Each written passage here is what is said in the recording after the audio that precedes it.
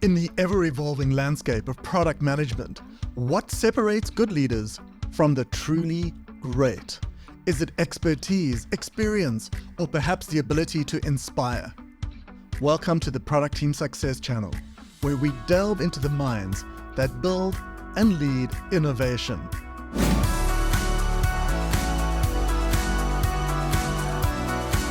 I'm Ross Webb, and this video is brought to you in partnership with Amplitude, the world's best product analytics tool in my experience.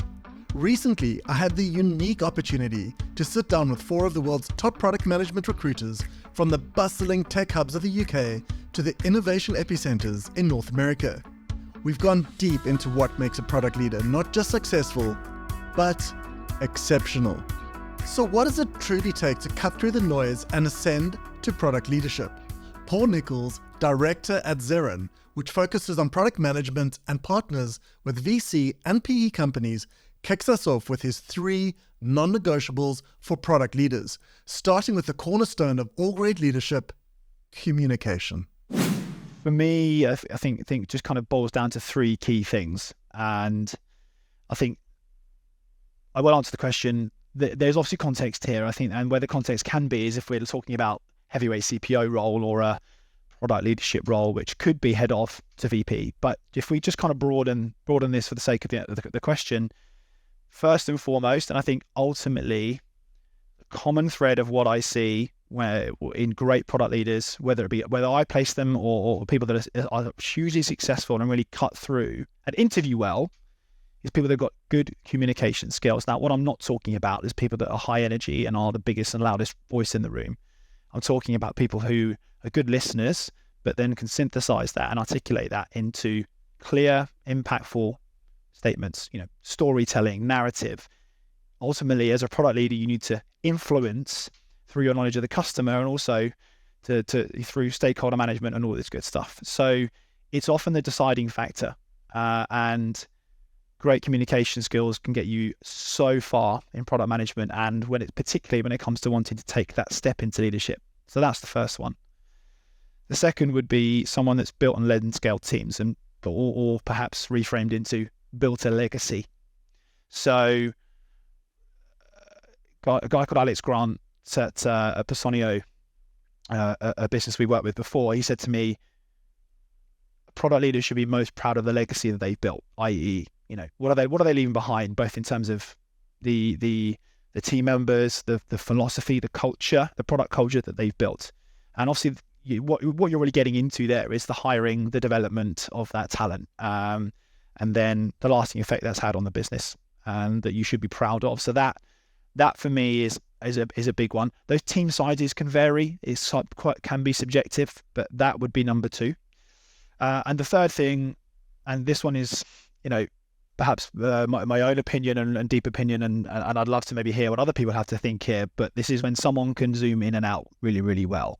So it's someone that in one hand or 1 minute can have a really powerful and clear strategic conversation with an executive, with your CEO, for example, about the roadmap or about a particular challenge or problem and how you can keep the ship moving and keep it on or keep things going forward. On the other hand of this is product people are ultimately builders at heart and want to get stuck into things. And I think being able to roll your sleeves up, get into some analytics, some data, talking to customers, being at the sharp end, I think that's a skill set, and being able to jump between the two almost quite effortlessly is hard to find, because what you typically end up seeing is someone is a real great strategic head, blue sky thinker, super commercial, and on the other hand you get someone who's really in the weeds, high velocity, execution driven. Finding someone in the middle is hard, and if you can balance that, you'll do well. Communication, legacy, and the ability to zoom in and zoom out. Paul Nichols just summed up the essence of multifaceted leadership. But how does empathy fit into this dynamic? Let's hear from Nick Charalambous, founder and CEO of Few and Far, and one of the few people in product recruiting who brings a very strategic approach to a product career. Nick is awesome, and he brings a fresh perspective on the role empathy plays, not just with customers, but in forming that crucial bridge with stakeholders.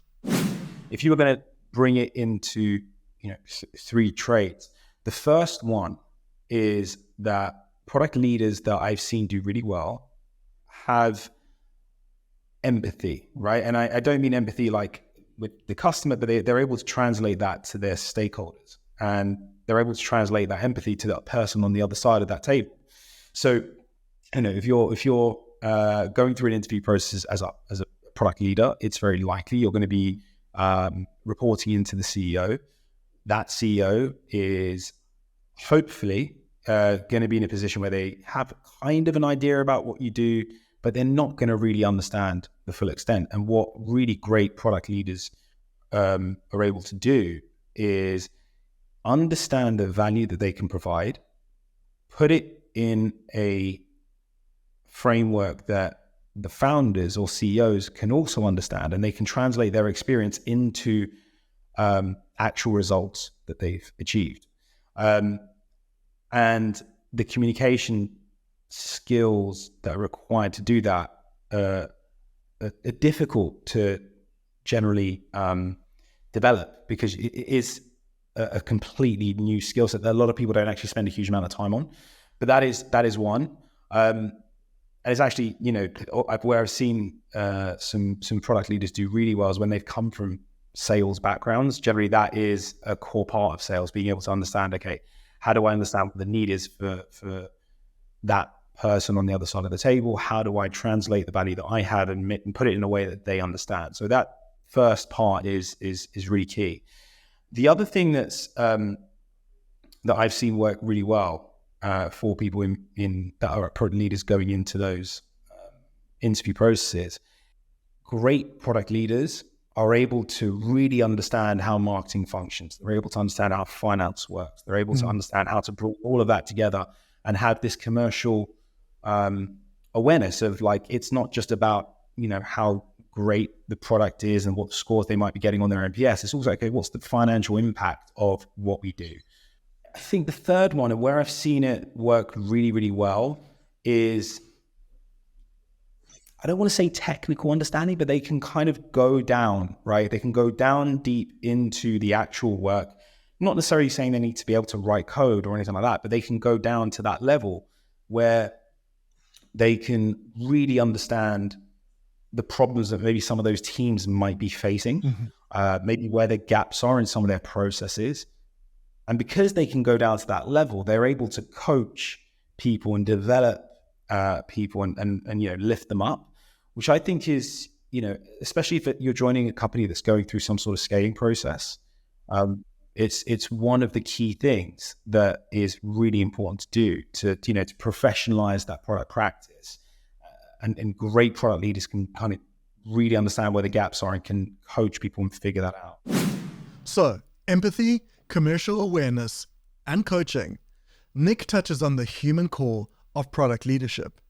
Next, Chris Mason, director and co-founder of Intelligent People, takes us through the evolution of product management and zeroes in on domain expertise, communication, and the unequivocal evidence of impact. Chris, enlighten us.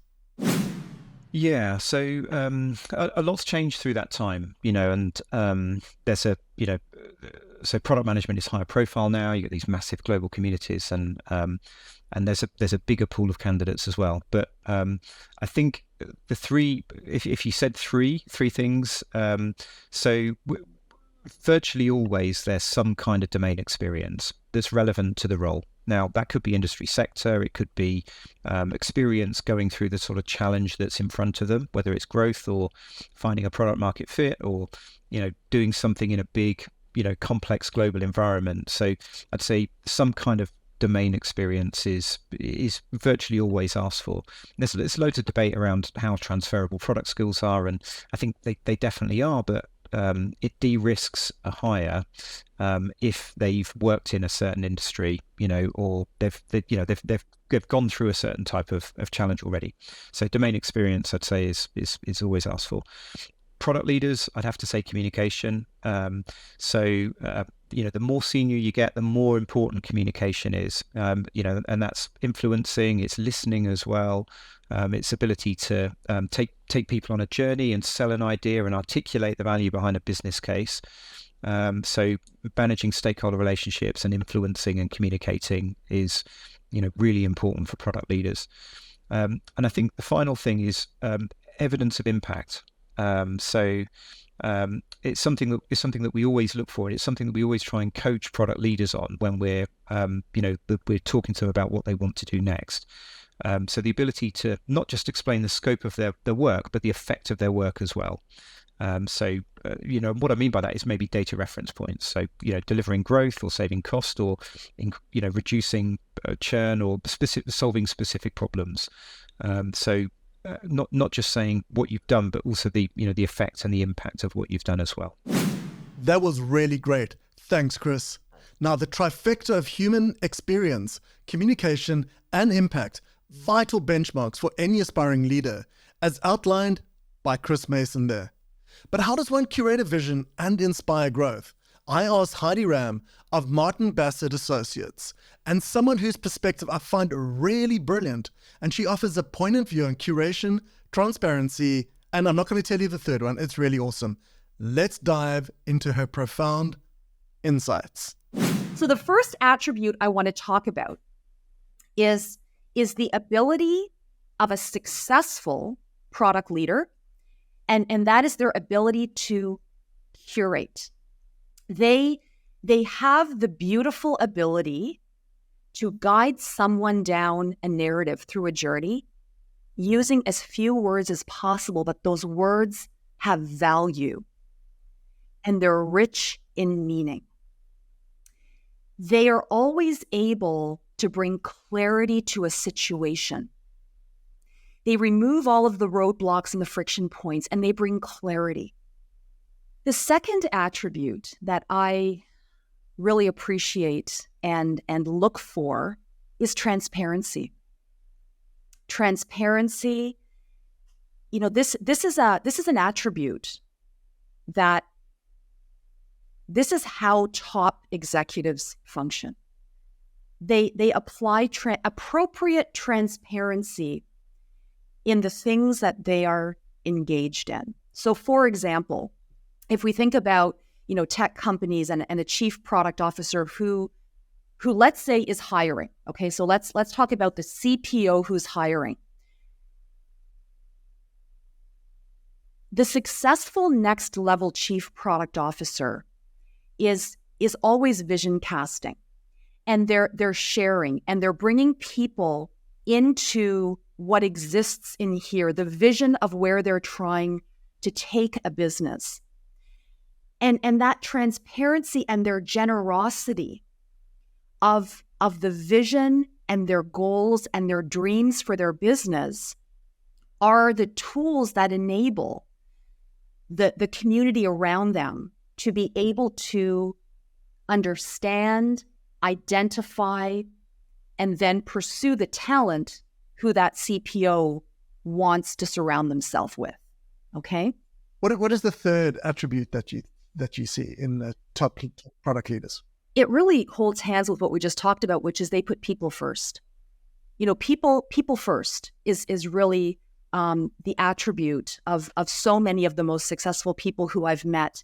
And the humility piece plays into this as well, because the most successful leaders can talk at every level. They can talk up and down an organizational chart and inspire the person who is very removed from any strategy decision, but inspire that person to move and to grow and to do the things that they would normally, not have visibility into. Chief product officers have that power, that ability to move and inspire the people on their team. So curating clarity, championing transparency, and prioritizing people. Heidi's insights remind us that at the heart of product management is the drive to empower and inspire. And as we wrap this video up, it's clear that while skills and strategies may differ, the core attributes of successful product leaders are universally resonant. We've unpacked a wealth of knowledge today. Thanks to our distinguished guests, I appreciate all of them. And whether you're a budding product manager or a seasoned CPO, the journey to leadership is one of constant learning and growth. If you've enjoyed this video, you'll love my video with Spencer Skates, the CEO of Amplitude, where we discuss the future of product management from his very experienced perspective. So click on that video and we'll see you next time.